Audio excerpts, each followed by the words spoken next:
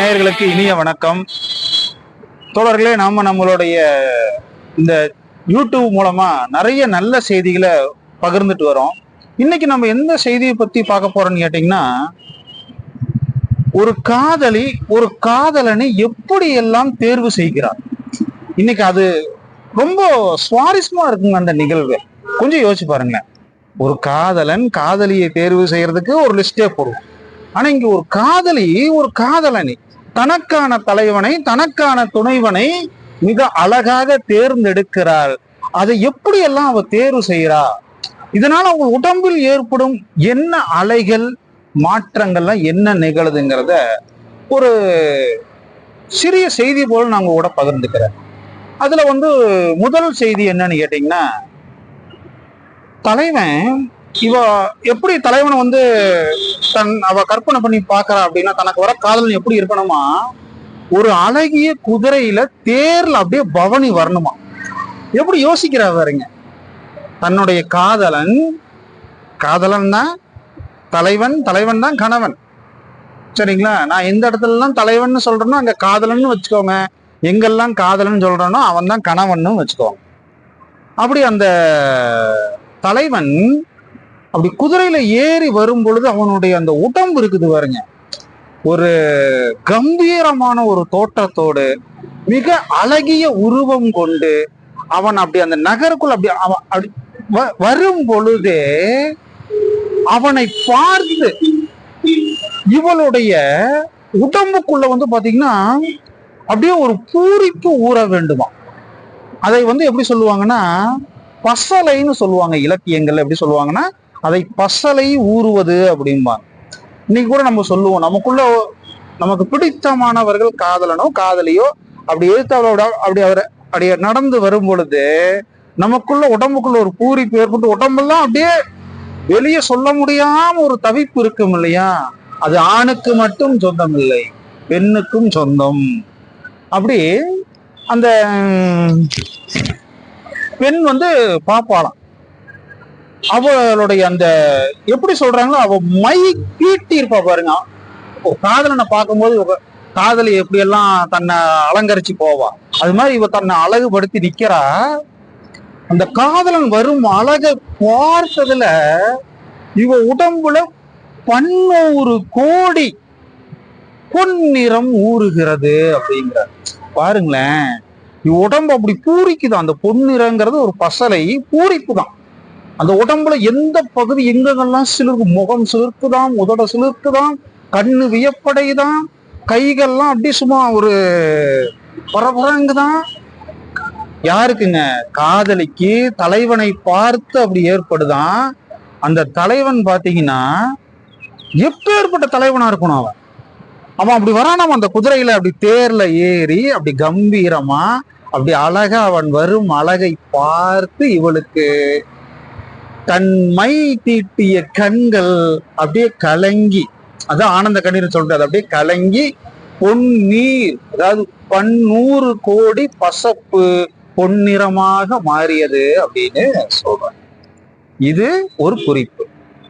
அடுத்த குறிப்புல என்ன சொல்றாங்க பாருங்க. அந்த பாடல் மட்டும் நான் சொல்லிடுறேன், ஏன்னா ஒவ்வொருக்கும் ஒவ்வொரு பாடல் உண்டு. இது முத்தொள்ளாயிரத்தில் மிக அழகாக எழுதப்பட்டிருக்கு. அது பாடல் என்ன பாருங்க. முத்தொள்ளாயிரத்துல சேரன் மன்னனை தான் அவ விரும்புறான். இந்த பெண் யார விரும்புறாங்க? சேர மன்னனைத்தான். அவன் வரும் அழகை, விரிந்த மார்பை பார்த்து ஒரு குடிமகளாக இருக்கக்கூடிய ஒரு பெண் விரும்புகிறாள். பாருங்களேன், ஒரு சாதாரண பெண் ஒரு மன்னனை விரும்பும் அளவுக்கு இருக்கிறாள் என்றால் அந்த நாடு எவ்வளவு வளமாக இருந்திருக்கும் என்று பார்க்கலாம். சரி, இந்த பாடல் மட்டும் சொல்றேன் பாருங்க. வாமன் தேர் கோதையை மாந்தேர் மேற் கண்டவர் மாமையே அன்று இழப்பது மாமையின் 100 கோடி பழுதே. 100 கோடி பழுதே என் மேனியில் பொன்னூரிய அன்ன பசப்புங்கிறார். அந்த அழகான ஆண் அழகனை பார்த்து இவள் உடம்பெல்லாம் பொன் ஊறுகிறதாம். இந்த வாமான் தேருங்கிறது பார்த்தீங்கன்னா, வாமன் அப்படின்னா உங்களுக்கு அவனுடைய அழகைத்தான் சொல்லும். சேர மன்னன் அழகை குறிப்பிடுவது போல இது வருது. அப்படி இருக்கானா அந்த மன்னன். அடுத்த பாடல் பாருங்க, இது ரொம்ப அழகான பாடலுங்க. இந்த சேர மன்னன் எப்படி ஏற்பட்டவருங்களாமா, கடல் போன்ற படைகளை சேர வேந்தனை, அதாவது சேர வேந்தனுடைய படை எப்படி, சேர மன்னர்களுடைய படை கடல் போல் காட்சி அளிக்கிறான். அப்படி அந்த கடல் போல் காட்சி அளிக்கலாம். அவன் எப்படி தெரிவான அந்த பாடல்ல சொல்றாரு பாருங்க, கடல் தானே கோதையை கண் கொண்டால் வீணில் அடைந்தால் தனி கதவும் அன்னை. இந்த சேர மன்னன் பல படைகளுக்கு நடுவே அப்படி ஜொலிப்பானா, அப்படி கம்பீரமா இருப்பானா. அவனை பார்க்க விடாமல் அன்னை கதவடைக்கிறாள். எப்படி பாருங்க, அவ்வளவு அழகும் அறிவும் மிகுந்த என் தலைவனை பார்க்க விடாமல் என் அன்னை என்னை வீட்டுக்குள்ள வச்சு பூட்டுறா. நீ என் வாயை என்னை பூட்டிட்டமா, ஆனா என்னை பத்தி என் தலைவன் கிட்ட, அதாவது என்னை பத்தி என் தலைவன் கிட்ட எடுத்து சொல்வார்களே என் தோழியர்கள், அவர்கள் வாயை உன்னால் மூட முடியுமா? நீ என்னைத்தான் அடைக்க முடியும். என் தலைவனிடத்தில் என்னை பற்றிய செய்தியை சொல்லும் பொழுது அவர்கள் வாயை உன்னால் மூட முடியுமான்னு அந்த தலைவி அன்னையை பார்த்து கேட்பது போல் இது இருக்கும். அவ்வளவு கம்பீரமான காதலான பார்க்க விடாம தடுத்த எந்த பொண்ணுக்கு தான் கோபம் வராது. இந்த பெண்ணுக்கு அப்படி கோபம் வருதான் பாருங்க. அன்னை அடைக்கும் மேல் ஆயிலையா என்னை அவன் மேல் எடுத்துரைப்பார், வாயும் அடைக்குமோ தான் அப்படின்னு கேட்கிறாரு. என்ன ஒரு அழகான பாடல் பாத்தீங்களா. நீ என்ன வீட்டுக்குள்ள வச்சு பூட்டிடலாமா, என்னை பத்தி என் தலைவன்கிட்ட சொல்றவங்களோட வாயை உன்னால அடைக்கவே முடியாது. என் தலைவன் அவ்வளவு கம்பீரமானவன்னு சொல்றான். அப்படியே இன்னொரு பாடல்லையும் நீங்க பாத்தீங்கன்னா, இதுவும் தலைவி தலைவனை அப்படியே மெய் உருகி காதலிப்பது போல்தான் இருக்கும். எப்படி வருது பாருங்க இது. வரை வரை பெரு நீல் மார்பின் வடக்கர் வணங்கும் நிறை பெரு வேல் மாந்தை கோவே நிறை வளையார் தக்கோலம் நிறை வரையார் தங்கோலம் வவ்வுதல் ஆமே அவர் தாய்மார் செங்கோலன் அல்லன் என.